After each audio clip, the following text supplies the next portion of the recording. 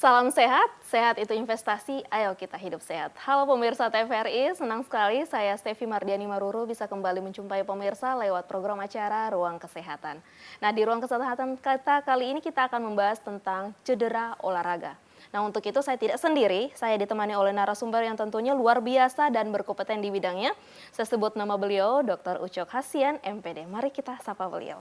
Halo Pak Ucok. Halo Ibu Stevi. Apa kabarnya Pak? Baik, alhamdulillah. Ya, sehat. terima kasih banyak ya Pak Ucok sudah mau hadir di Ruang Kesehatan. Ya, sama-sama. Terima kasih juga sudah diundang bersama-sama dengan teman-teman TVRI Gorontalo. Iya, baik. Pak Ucok, kalau kita berbicara tentang cedera olahraga nih, kita pasti kenalan dulu sama cedera dan cedera olahraga itu seperti apa sih Pak Ucok? Ya, jadi sebelum mengetahui apa dan bagaimana, kemudian penyebab dan resiko cedera olahraga, kita perlu tahu dulu apa itu sih cedera olahraga. Benar. Nah, tentunya berawal dari kata cedera. Jadi kalau cedera itu sendiri adalah kerusakan. Jadi kerusakan pada struktur atau fungsi tubuh ini dikarenakan suatu paksaan atau tekanan. Nah, tentunya ada pressure, mungkin juga ada benturan di dalamnya. Nah, kalau sport injury atau cedera olahraga ini berarti cedera pada saat latihan, pada saat bertanding, atau setelahnya. Nah, ini kadang-kadang kita kurang memahami. Jadi setelah olahraga pun sudah sampai di rumah, bahkan besoknya sudah istirahat, bangun tidur, tubuh merasa nyeri, merasa sakit, itu juga cedera olahraga. Namun ada grade-nya di sini. Ada cedera ringan, cedera sedang, bahkan sampai dengan cedera berat. Begitu Bu Stevi ya. Jadi bagian-bagian apa saja yang biasanya menyebabkan akhirnya adanya cedera ini Pak Ucok? Ya, Atau tentunya yang bisa terkena cedera ini? kalau kita melihat secara kasat mata, hampir semua anggota tubuh ini bisa cedera. Cedera, betul. Namun karena memang aktivitas dominannya yang menopang tubuh kita ini adalah bagian bawah atau disebut dengan lower body, ini biasanya tubuh-tubuh anggota bagian bawah ini mulai dari tungkai bawah, tungkai atas, sampai dengan panggul dan pinggang, ini biasanya berisiko cedera. Nah, namun ini Bu Stevi, kita bisa mengklasifikasikan ini untuk cedera yang biasa terjadi. Ini ada cedera tulang, ada cedera otot, ada cedera ligamen, dan ada cedera tendon. Seperti itu. Oke, nah untuk kalau kita bahas satu-satu nih Pak Ucok, untuk tulang bagaimana sih sebenarnya cedera dari tulang itu? Tulang itu sebenarnya Bu Stevi, cedera yang paling ditakuti oleh atlet atau penggiat olahraga. Karena kalau tulang ini kalau tidak retak berarti patah. Iya, betul. Atau sering disebut dengan fraktur. Nah, ini fraktur ini sering terjadi, ini dominan biasanya terjadi pada tulang tibia fibula. Jadi pada tulang tungkai bawah, karena itu yang risiko benturan dengan lawan atau benturan dengan media lainnya. Nah, ini biasanya fraktur ini punya tanda-tanda. Yang pertama itu adalah sakit yang luar biasa atau peradangan yang akut itu di tempat yang patah tadi. Ya, kemudian yang kedua adalah terjadi fungsiolensi. Jadi dia nggak bisa berfungsi secara normal lagi. Ya, kemudian juga nyeri ketika ada sentuhan, baik si penderita yang cedera maupun orang lain menyentuh. Jadi ketika disentuh nyeri yang luar biasa. Tapi dia segaris di mana itu yang patahnya, ada yang frakturnya itu. Kemudian ada perubahan bentuk pasti, ya. Kemudian dia bengkak, ya. Tapi bengkaknya itu hanya pada bagian yang fraktur. Kemudian memar ini pada ototnya, jadi kan anggota tubuh kita itu pada bagian dalam itu kan tulang. Kemudian yang dibungkus oleh otot, dibungkus oleh lemak, kemudian dilapisi oleh kulit. Nah, kulit itu kelihatan nampak dari luar, ya, padahal sebenarnya mulai dari tulang sudah fraktur sampai dengan otot dia mengalami kemerahan, kehitam-hitaman, bahkan terjadi peredaran darah tidak lancar, bahkan sampai terhenti di daerah fraktur tersebut. Seperti itu, Bu Stevi. Dan yang terakhir adalah tidak mampu untuk menopang anggota tubuh.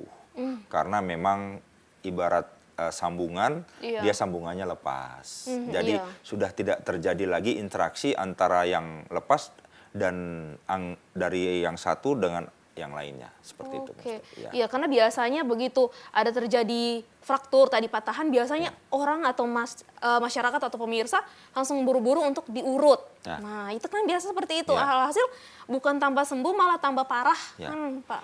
Ya, Bu Stevi dan pemirsa TVRI di mana saja berada, ada warning. Iya. Ketika terjadi fraktur atau patah tulang, itu pantang atau tidak boleh untuk ditekan. Oke, iya, iya. Ya, atau bahasa awamnya diurut. Iya, karena kan banyak seperti itu, Pak. Ya, karena apa? Karena sudah terjadi robekan. Robekan yang luar biasa. Ya, dalam hal ini tidak boleh dilakukan yang namanya tekanan-tekanan atau sentuhan yang memberatkan. Karena bisa iya. mengakibatkan apa? Luka yang lebih berat Betul. dan patah yang lebih besar. Wah, Nah, berarti apa yang harus kita lakukan? Yang pertama sebenarnya pertolongan pertama itu adalah kita kompres dengan es. oke, Ya, iya. kita kompres dengan es, ya, kita rise. Tujuannya apa? Untuk yang pertama itu adalah mengurangi adanya peradangan sampai dengan luka membesar. Iya. Dengan kompres es itu tadi secara otomatis pembuluh darahnya akan mengecil. Dan langkah yang berikut langsung kita bawa ke medis, kita bawa ke dokter, bahkan kita bawa ke rumah sakit untuk dironsen, untuk dilihat frakturnya seberapa besar. Betul. Ha. Apakah hanya retak dan apakah betul-betul patah tulangnya. Iya, iya. Karena kita khawatir, ya, jangan sampai prediksi kita itu hanya retak, tapi ternyata patah. Patah, iya. Jadi patah itu juga kita bisa melihat Ibu Stevi ada yang berkeping-keping kan ya? Iya, Ada bahkan sampai beberapa menjadi 3 atau 4, 5 bagian, Wah. ya. Tapi juga ada yang hanya 2 bagian, yang terputus seperti itu. Jadi tetap masyarakat dihimbau, ya, jika terjadi fraktur atau patah tulang tidak boleh dipijat, tidak boleh ditekan, tidak boleh digoyang. Ada kan yang berusaha menggoyang? Iya, begitu patah langsung dicoba goyang supaya kembali lagi. Kembali kayaknya. lagi, ya itu resiko. Oke. Ya. Ternyata tadi itu ya. Jadi tadi Pak Ucok bilang bahwa di tulang ada otot. Nah, Iya. pasti tadi cedera tulang. Cedera otot itu bagaimana? Nah, Bisa bagaimana kita membedakan bahwa ini cedera otot tulang gitu. ya, jadi tentunya di atas tulang ini dibungkus oleh otot, Bu Stevi. Iya. Karena otot ini yang membuat kontraksi tubuh kita untuk melakukan olahraga. Oke, Jadi kalau otot besar misalnya yang ada di lower body, itu otot betis sering disebut dengan gastrocnemius, kemudian quadriceps, ada hamstring. Nah, ketika terjadi cedera olahraga, maka fungsi dari otot-otot besar tadi itu tidak maksimal lagi. Nah, tapi ada grade-nya nih.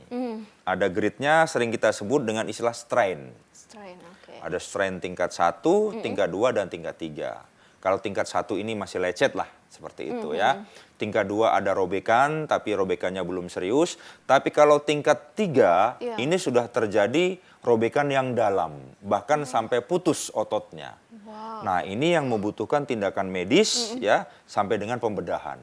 Iya. Kalau tidak cepat dilakukan, resiko yang paling fatal adalah amputasi pada otot yang bisa dikatakan cedera sampai dengan strain tingkat 3.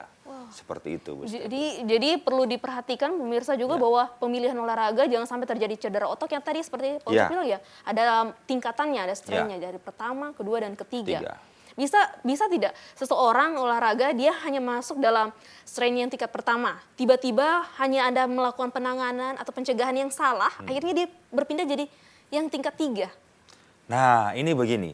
Sebenarnya strain tingkat 1 itu adalah ringan, masih lecet dan lain sebagainya. Cuma yang kita khawatirkan karena dia sudah ada luka dan tidak cepat untuk disterilkan, Iya, seperti itu. tidak cepat dibersihkan, tidak diberikan antibiotik ya, dalam bentuk cairan bahkan sampai dengan misalnya untuk membasmi bakteri Iya, ya, dibersihkan. jangan sampai ada kuman yang masuk, justru timbul masalah baru. Iya, itu. Karena infeksi ini kan biasanya dari kotoran, debu, bakteri. Nah, ini khawatirnya seperti itu.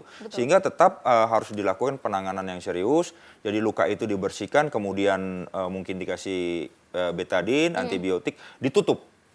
Kenapa ditutup? Jangan sampai ada bakteri yang berterbangan atau bersinggungan dengan benda yang lainnya, justru mengakibatkan penyakit yang lain. Iya. Justru bukan pada cederanya, tapi malah bakteri nanti yang ada. Iya, Ini sudah. khawatirnya sampai seperti itu. Betul-betul. Ya. Jadi tadi cedera tulang, otot, kemudian Ya. cedera ligamen tadi. Ya, tentunya kalau bicara tentang ligamen, ini kita sering mendengar istilah yang namanya terkilir, Terkilir ya. kesleo. Nah, apa sih tandanya? Yang pertama itu ketika cedera itu bunyi krek. Oke. Bunyi krek itu berarti ada yang robek. Bunyi kreknya ini krek beda antara biasanya kan kalau kita kayak mau stretching kayak apa ya dok? Kayak Kretek-kretek itu, kretek-kretek, itu beda. Oh beda ya. Jadi kalau kretek-kretek itu kan adalah biasanya bunyi antara sambungan antara tulang satu dengan tulang lainnya. Oke, Jadi ya. sendi-sendi dalam batas yang normal. Tapi kalau bunyi krek ini adalah robeknya jaringan ya, yang tendo tadi yang mengikat ya ligamen itu biasanya di persendian. Oke. Ya, yang sering terjadi ini biasanya pada sendi pergelangan kaki, ya, sendi lutut, Iya. ya, sendi bahu bahkan sendi siku.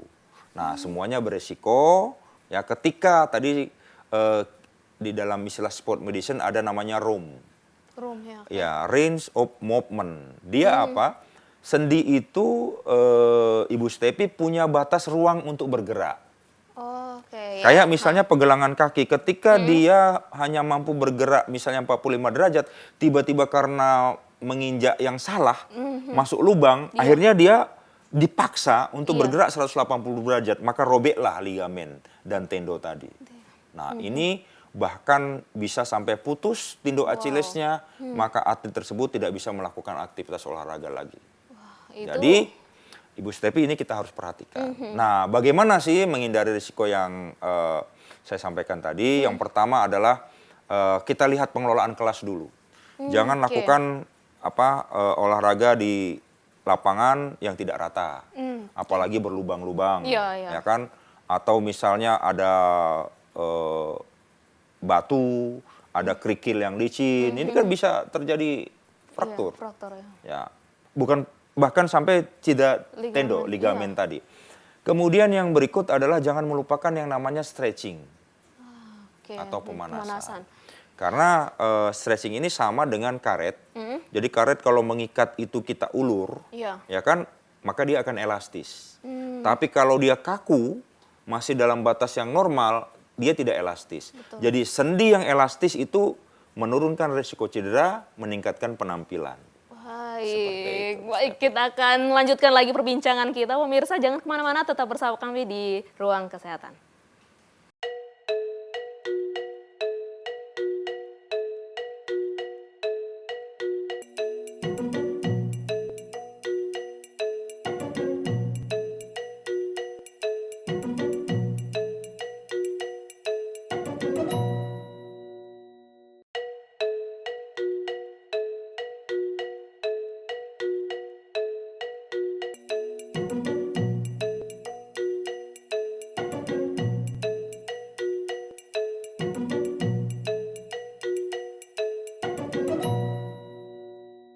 Terima kasih pemirsa, Anda masih bersama kami di Ruang Kesehatan. Baik, Pak Ucok, tadi saya hampir lupa, tadi cedera otot. Nah, pasti ada kram otot. Iya, Nah, iya. bagaimana sih sebenarnya seseorang bisa terjadi kram otot dan bagaimana sih pencegahannya itu, Iya. Pak Ucok? Bu Stevi, kram ini biasanya terjadi pada yang pertama, itu adalah pada orang yang tidak terlatih. Oh, oke. Artinya orang yang tidak biasa melakukan gerakan itu. Tidak biasa main bola kram itu. Tidak biasa berenang mau kram itu. Berarti ototnya tidak terlatih. Dengan kata lain tidak kuat ototnya lemah. Yang pertama. Yang kedua bisa sebaliknya, ototnya kuat tapi ada gerakan secara terus-menerus. Namanya gerakan overuse. Jadi karena otot itu kontraksi secara terus-menerus, kontinu, bahkan tidak ada istirahat, tidak ada recovery, dia akan kram. Nah, ini yang sering terjadi. Kemudian ini kram ini tidak bisa dipengaruhi oleh kesadaran, tidak bisa diatur, Iya, muncul sendiri. tiba-tiba saja. Tiba-tiba Ah. seperti besarnya bola tenis Iya. atau bola apa namanya itu bekel, ya kan? Naik-naik ke atas betis, Iya, ya kan tiba-tiba gitu. kram. Ah, itu biasanya terjadi seperti itu, ya. Ini diakibatkan dari otot yang memendek, ya. Dia biasanya kram itu jadi keras, Iya. sakit, Iya. pasti itu, ya. Dan ini atlet sangat fatal dalam melakukan pertandingan, baik itu pelari, perenang, ya, pemain sepak bola dan lain sebagainya. Ketika kram pasti dia harus stop, harus istirahat, tidak bisa melanjutkan kegiatan itu. Kalau dipaksa, nanti akibatnya justru cederanya lebih berat. Seperti Iya. itu, Bu Stefi, ya. Nah, bagaimana sih pencegahan jika terjadi tiba-tiba kram pada saat itu, kram otot, Pak Ya. Ucok?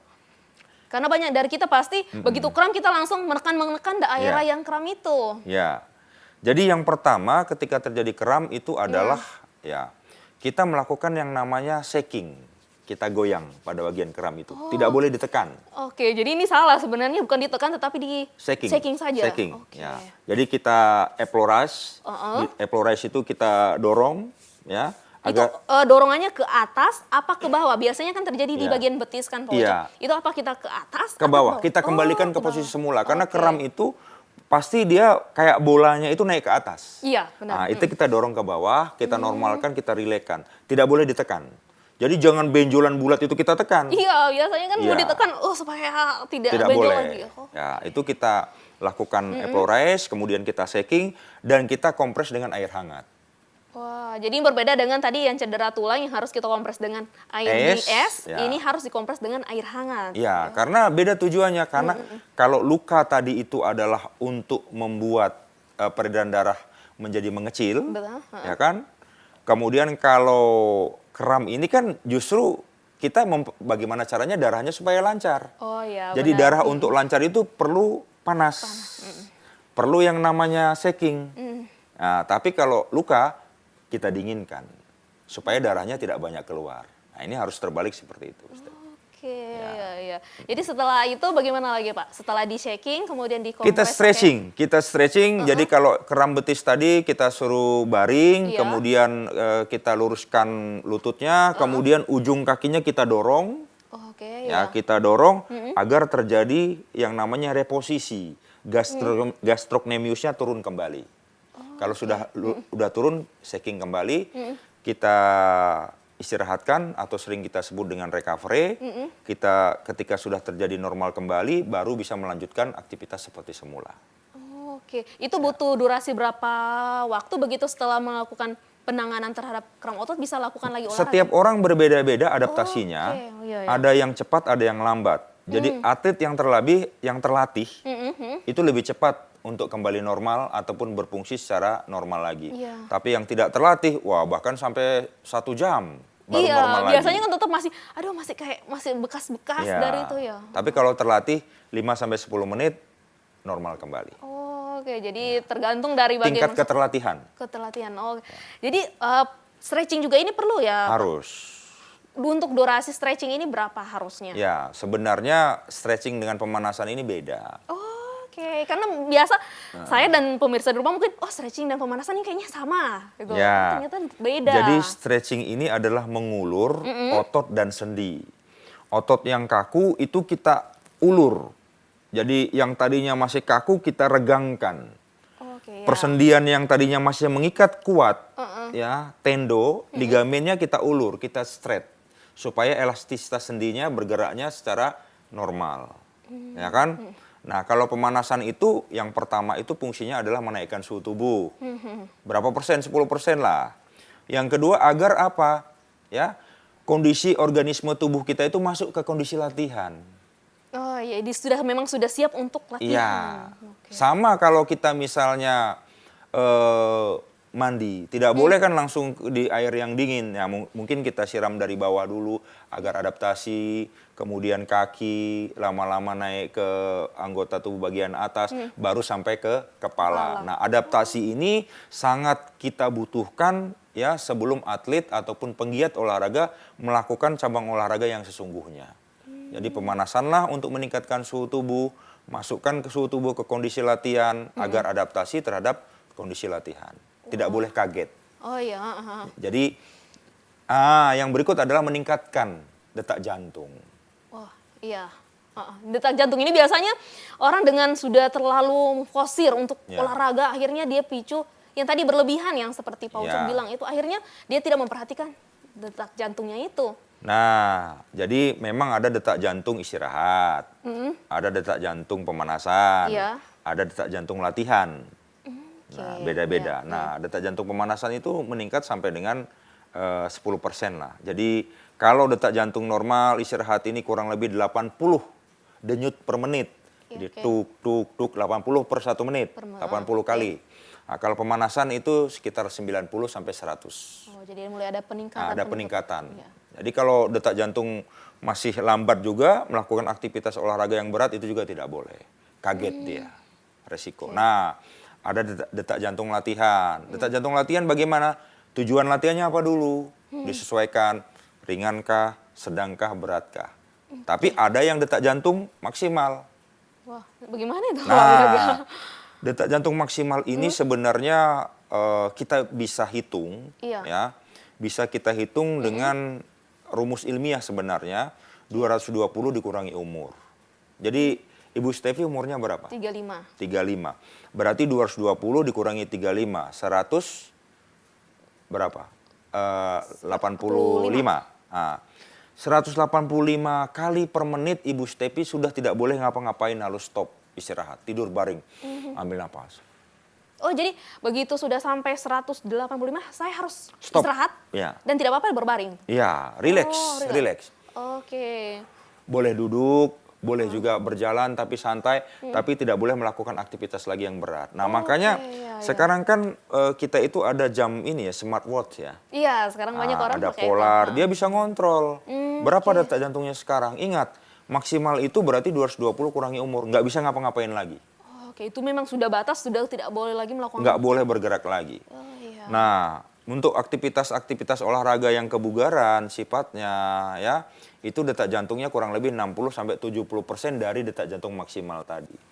Jadi 60 per 100 kali maksimalnya tadi 185. Ya, sekitar 130 per menit.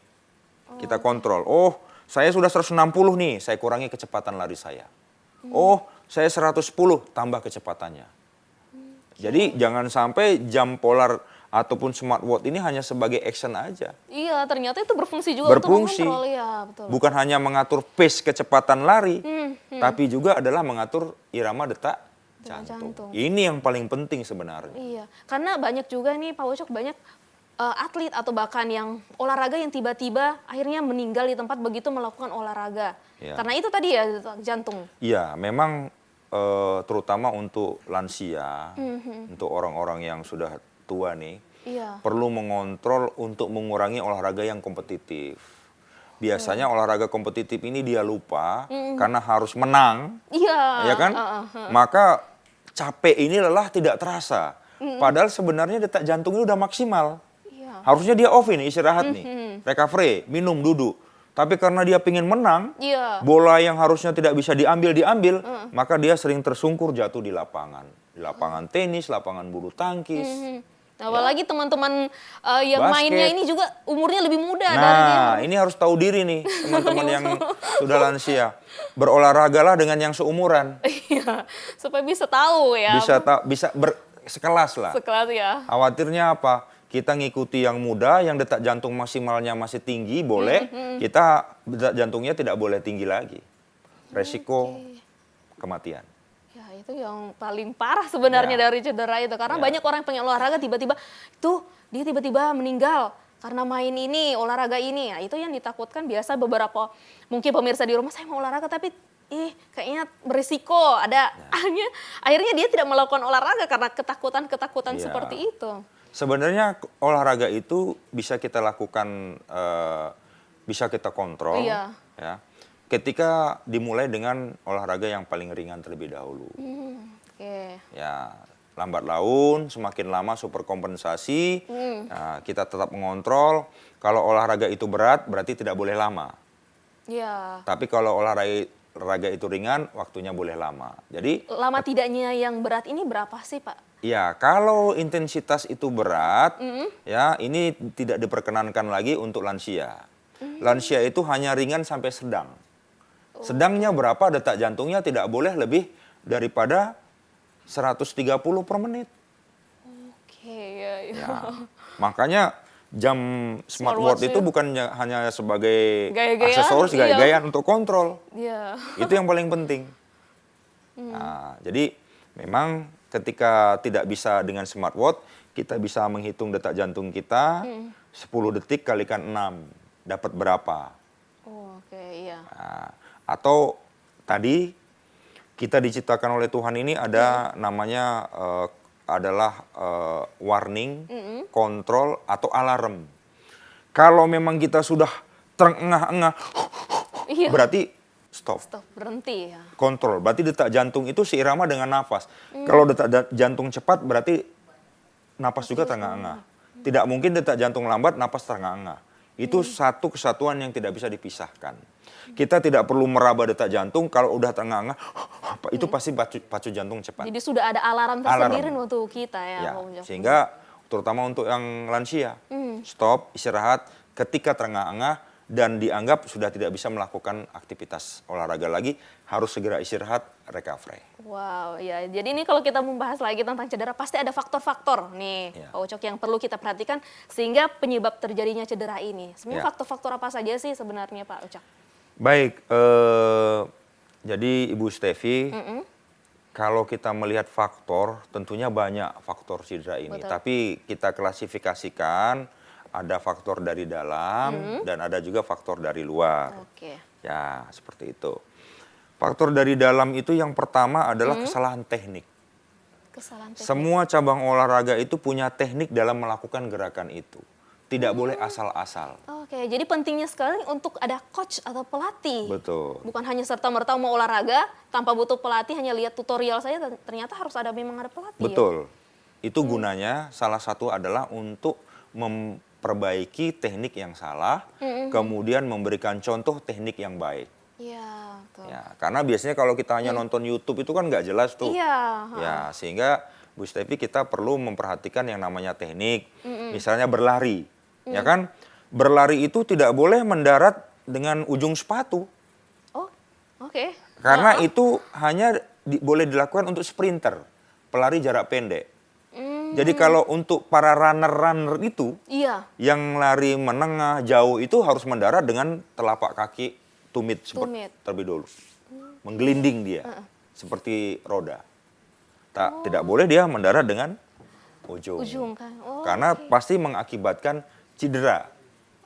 Ya, cedera pada telapak kaki.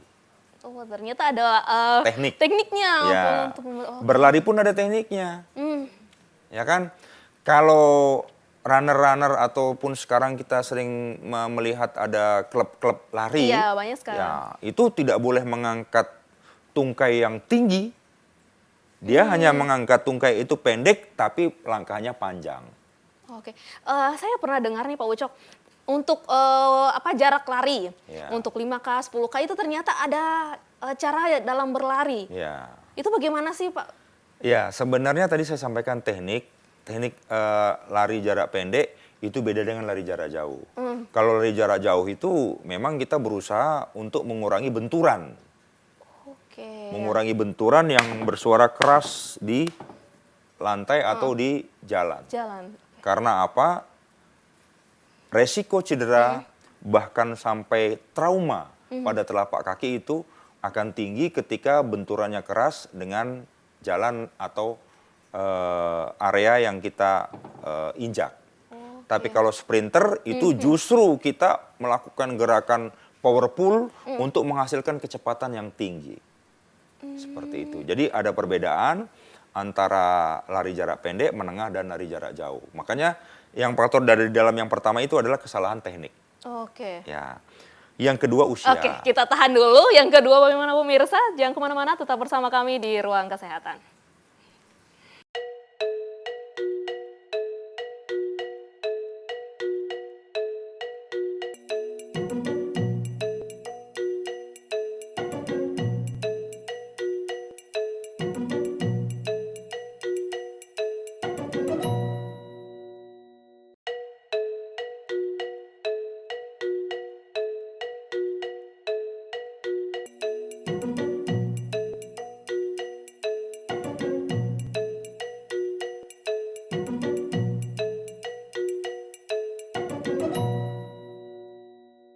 Terima kasih pemirsa, Anda masih bersama kami di Ruang Kesehatan. Nah, tadi yang pertama kesalahan teknik. Nah, yang kedua usia. Usia.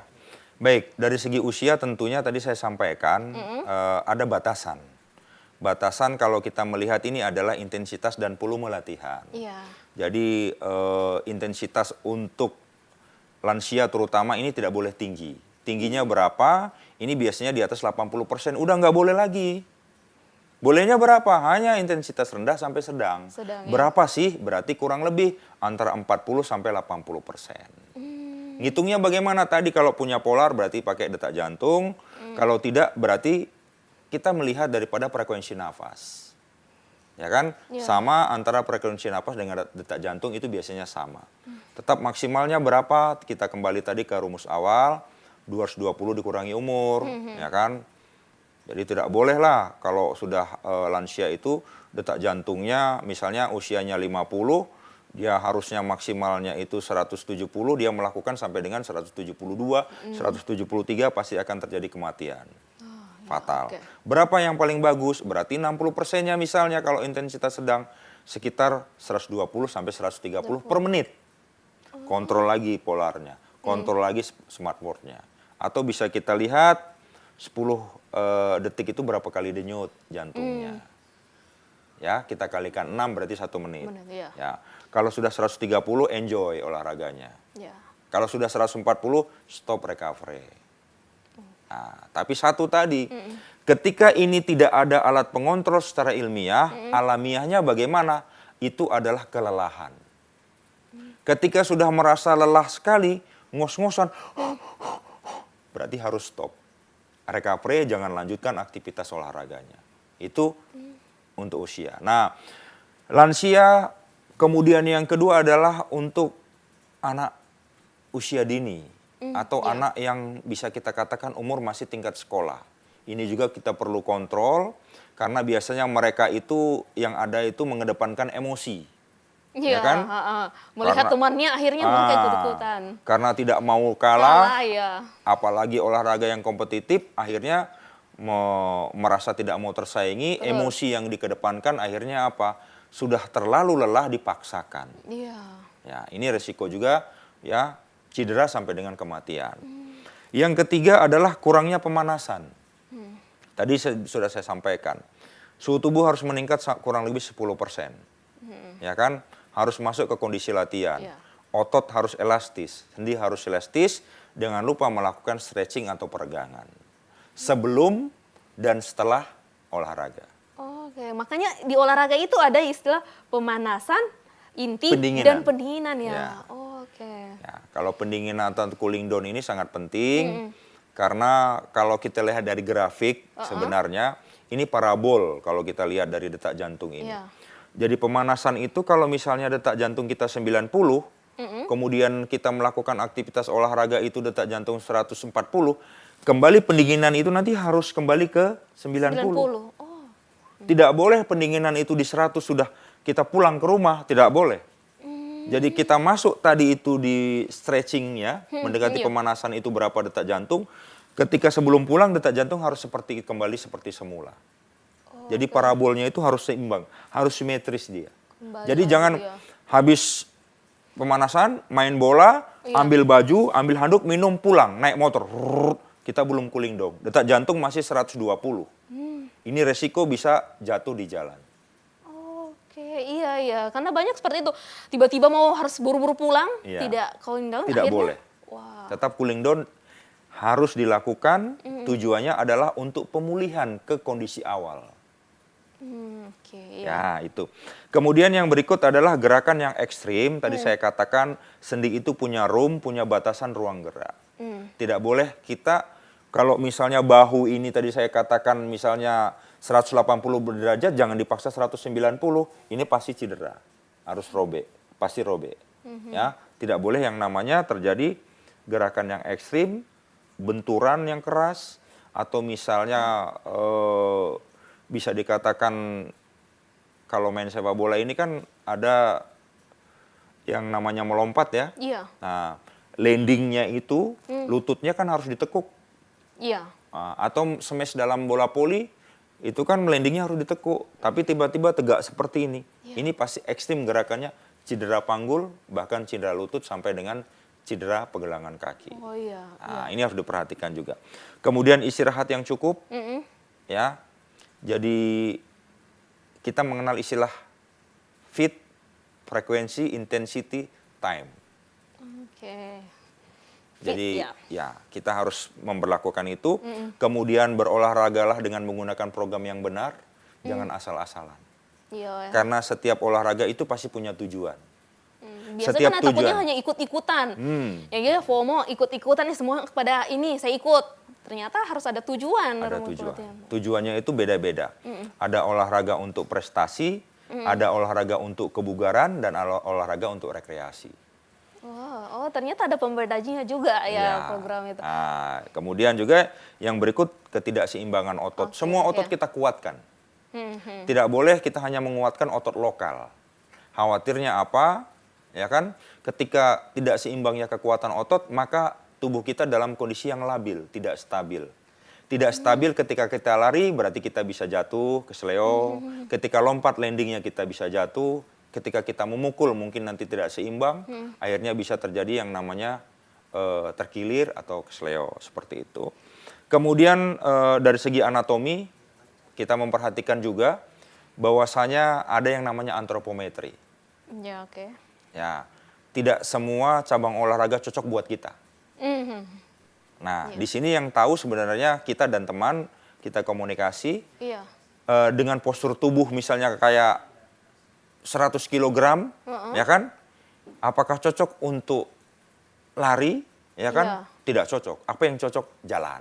Oh iya, karena banyak orang dengan berat badan 100 kilo. Memaksa lari. Iya, saya mau Tidak turun, boleh. akhirnya saya langsung lari. Oh, tidak boleh. Tidak Ternyata boleh. harus jalan. Jalan atau sepeda. Ya kan? Karena khawatirnya apa? Ketika berlari terjadi overuse, terjadi benturan, lututnya cedera. Iya, betul. Ya kan? Pergelangan kakinya cedera karena berat menopang berat badan. Ya. Kontrol. Kemudian yang adalah kemampuan kondisi fisik yang rendah, ya tentunya kebugaran ini salah satu yang menopang kita untuk melakukan aktivitas jasmani. Kalau misalnya hari ini kita tidak fit, kita paksakan olahraga, akan cedera pasti sakit. Sama halnya kayak besok saya harus lari nih 10K misalnya, tapi hari ini saya tidak tidur bagus. Tapi saya memaksa karena saya sudah ikutan sama teman-teman, akhirnya maksa. Ya, itu namanya tidak fit. Jadi fit itu adalah kondisi normal, ya, kondisi siap pada saat itu untuk melakukan olahraga itu. Jadi kalau misalnya besok saya mau lomba 10K, malamnya saya begadang, ya kan? Mohon maaf, misalnya buang air berapa kali, besok mau lomba, tidak boleh. Jangan paksa. Pasti terjadi dehidrasi sampai dengan pingsan, bahkan meninggal dunia. Wow. Itu ternyata hal-hal sepele yang kita anggap, oh itu bisa. Dengan melihat kemampuan kita, ternyata ini menjadi alarm buat kita, jangan ya. Gitu, Pak. Jadi berolahragalah dalam kondisi fit. Fit itu apa? Kondisi siap untuk melakukan olahraga itu pada saat itu. Bukan pada saat kemarin. Karena kondisi kemarin pasti beda dengan hari ini. Benar. Hari ini kita lihat sehat-sehat, besoknya tiba-tiba kita sakit atau drop ya itu. Jangan dipaksa. Oke.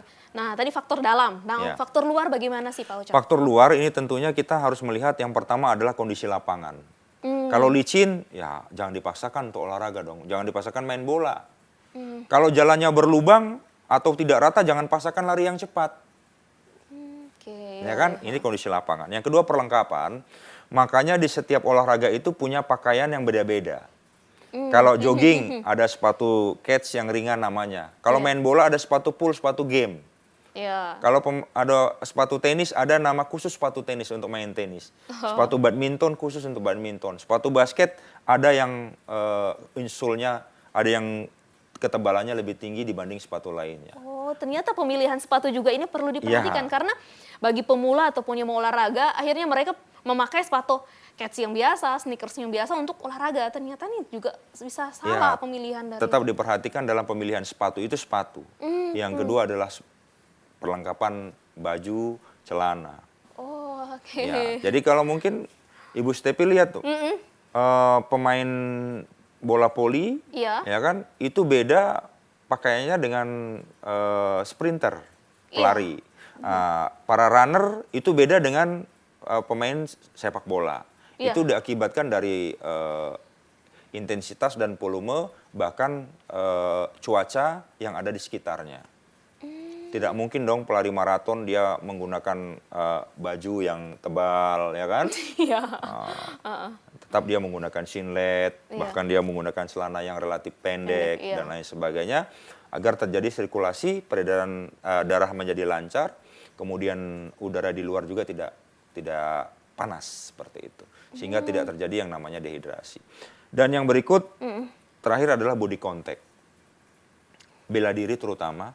Jadi cedera itu bukan diakibatkan dari kita sendiri, tapi karena dari lawan juga. Nah, iya, banyak seperti itu olahraga yang memang ada lawan. Akhirnya ada cedera-cedera seperti itu. Pak Ya, Ucok. makanya di dalam bela diri itu diatur kelas.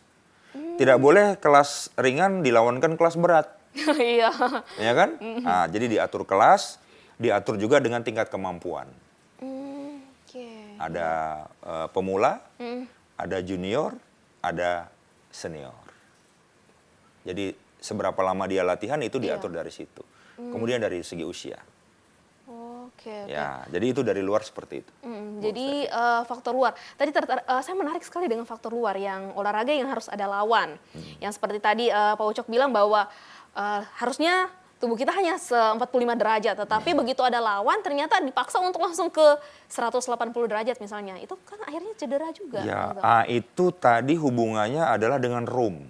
Iya, room tadi ya. Room itu kemampuan sendi. Makanya kita memaksakan sendi untuk bergerak, ya terlalu besar dari batas kemampuan juga tidak boleh. Iya. Ini biasanya gerakan yang ekstrim ketika kita tidak mampu, tapi kita paksakan gerakan itu, ya kan? Atau pada saat orang mau gym biasa kan angkat berat, harusnya dia tidak mampu segitu, dia memaksa untuk kelihatan wow, akhirnya saya harus angkat seperti itu kan. Ya, jadi ada namanya batas maksimal. Ya, kita harus sadari kekuatan, kemampuan seseorang itu tidak sama. Oke, jadi terkait berat ringannya cedera pastinya. Oke, kita akan lanjutkan lagi Pak Ucok. Jangan kemana-mana pemirsa, tetap bersama kami di Ruang Kesehatan.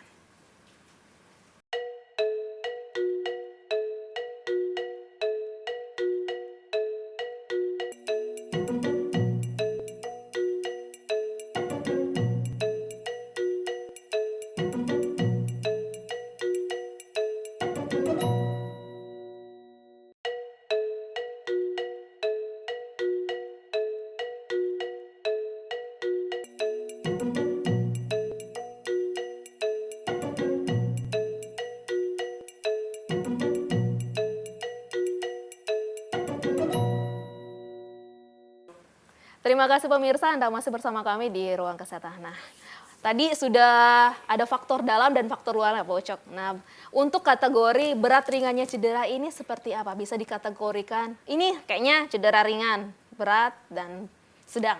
Iya, betul sekali Bu Stevi. Ada klasifikasinya cedera ini, ada cedera ringan, cedera sedang, dan cedera berat. Betul. Jadi kalau tadi cedera otot tadi kan ada klasternya. Iya, ada strength-nya.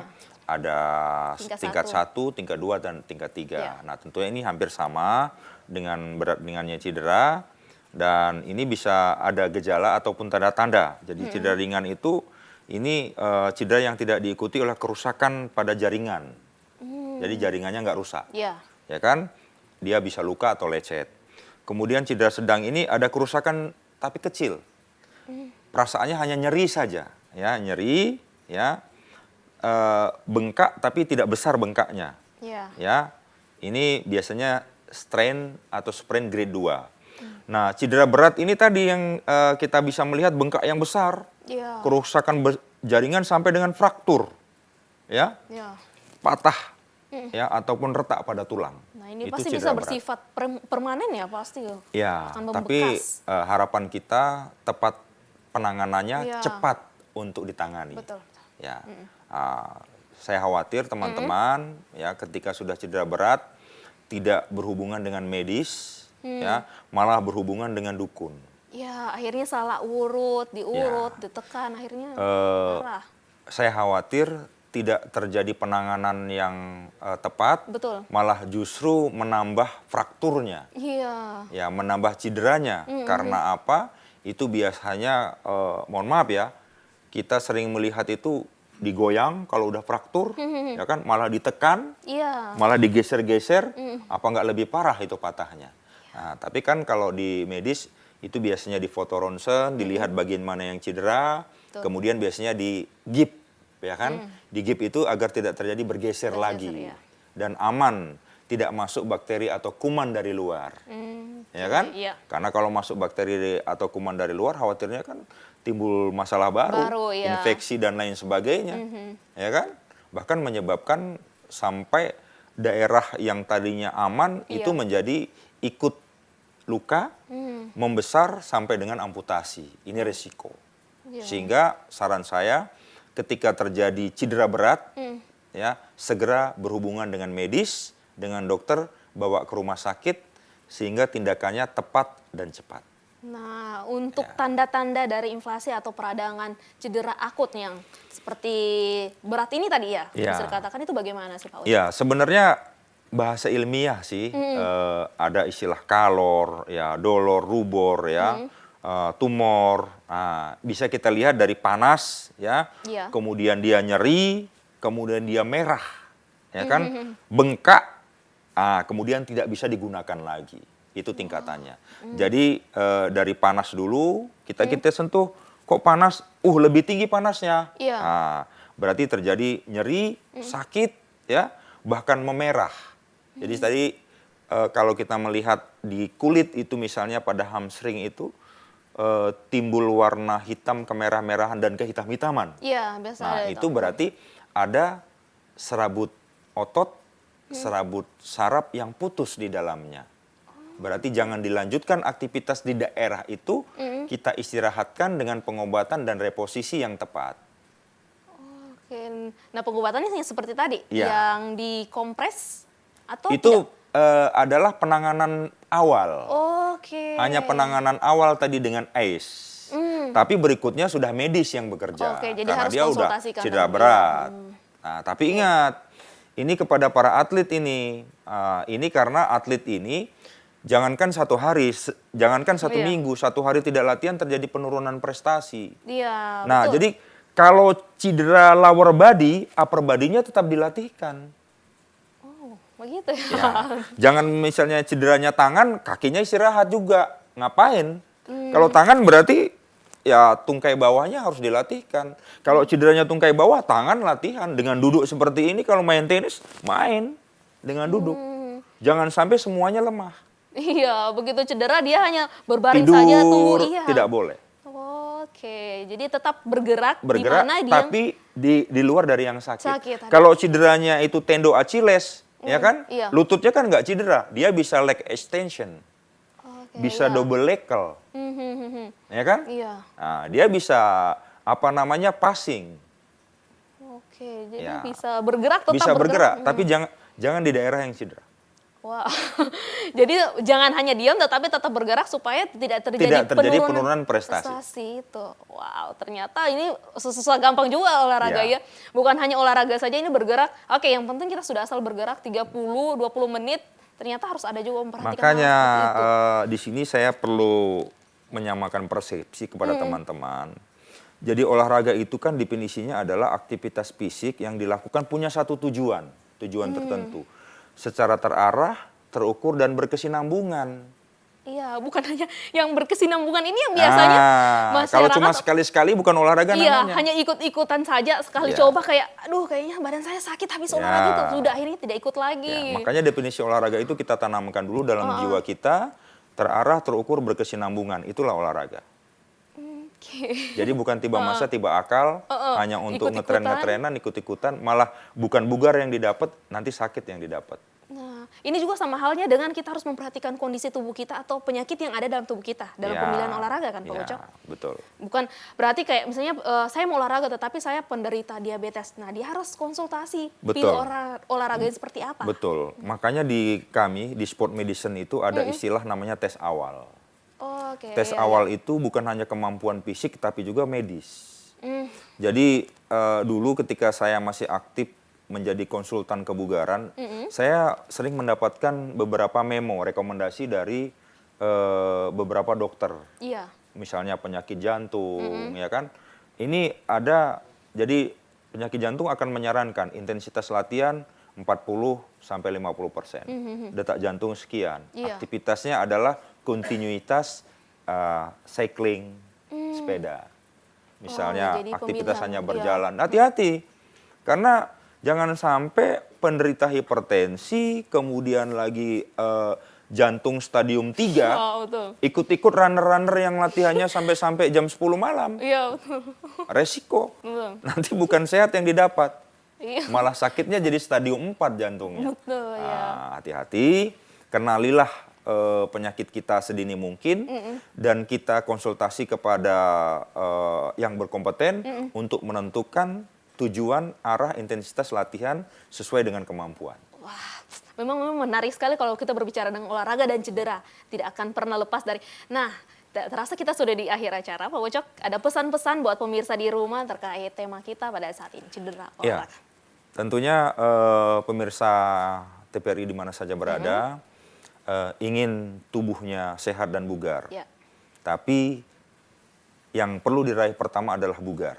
Karena apa? Kalau bugar, dia pasti sehat.